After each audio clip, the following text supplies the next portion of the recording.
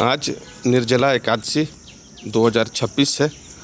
भक्ति, संयम, सेवा और आत्मशुद्धि का ये महासंगम गुरुवार 25 जून 2026 को ज्येष्ठ शुक्ल एकादशी ये ओम नमो भगवते वासुदेवाय नमः। और आज का जो एकादशी है वो बहुत ही महत्वपूर्ण है उन व्रतियों के लिए जो एकादशी करते हैं, और जो एकादशी साल में एक बार भी करते हैं उनके लिए ये सभी एकादशी का फल देने वाला व्रत है। आइए देखते हैं आगे निर्जला एकादशी क्या है। सबसे पहले हम ये जानेंगे कि वर्ष की सबसे कठिन और विशेष एकादशियों में से ये एक है। निर्जला का अर्थ है बिना जल के। परंपरागत रूप से इस व्रत में अन्न और जल दोनों का त्याग किया जाता है। तिथि प्रारंभ है ऐसे माने तो देखते हैं कि 24 जून 2026 को शाम 6:12 से 6:12 से शुरू है, और 25 जून को ये गुरुवार को यह व्रत दिवस मनाना है, और तिथि समाप्त हो रही है ये 25 जून 26 को रात के 8:09 पर, और पारण करना है 26 जून को प्रातःकाल में। भीमसेनी एकादशी की कथा है ये। भीमसेनी एकादशी की क्या कथा है ये जानते हैं कि क्यों इसे पांडव या भीम एकादशी भी कहा जाता है। भीमसेन को अधिक भूख लगती थी, इसलिए वे हर एकादशी का व्रत नहीं रख पाते थे। उन्होंने महर्षि वेदव्यास से ऐसा उपाय पूछा जिससे सभी एकादशियों का पुण्य मिल सके।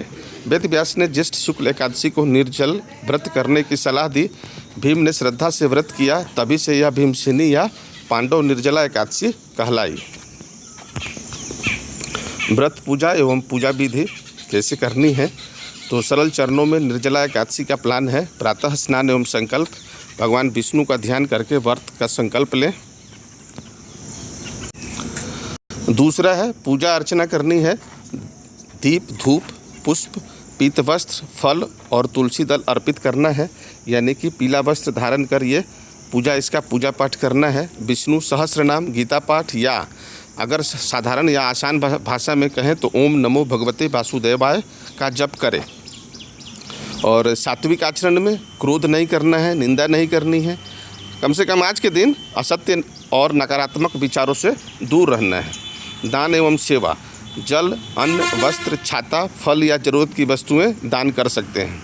और द्वादशी पारण में अगले दिन पूजा के बाद निर्धारित समय में ही व्रत खोलना है।